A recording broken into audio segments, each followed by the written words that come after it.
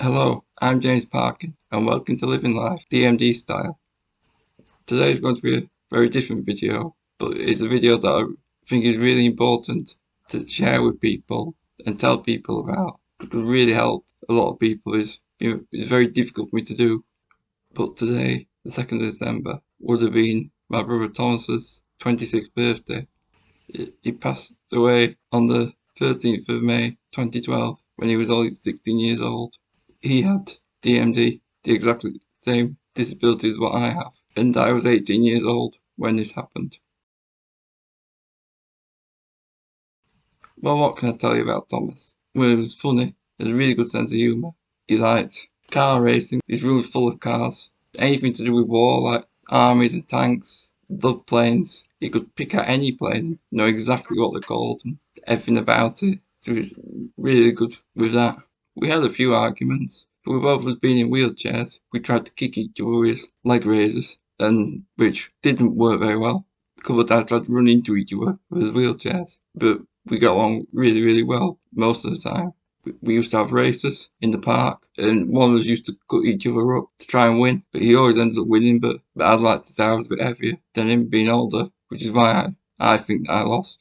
One thing that I was envious was Thompson's confidence, especially with the ladies. I don't know how he managed to do it, but he always had the confidence. The confidence level that I never have, and just his ability to chat to someone and not be fazed by it. He used to have a saying, "You wouldn't get angry at this face," because he always had a cheeky grin. It always worked every time. I don't know how, but he just had this charm about him. But he certainly used to be quite interesting when I invite friends round that were girls, and he always ends up chatting to them. And it was annoying at the time, but when I look back, it was really, really funny. Another thing that was really great was the fact when things got frustrating for me with the disability, he was really great to talk to because he knew about it because he was going through exactly the same thing with having the same disability. He used to be so relaxed about it that it was great to talk to me or even wind me up about it. He used to tell me to stop moaning. When he passed away, I was living away because I was at college about 100 miles away in Coventry.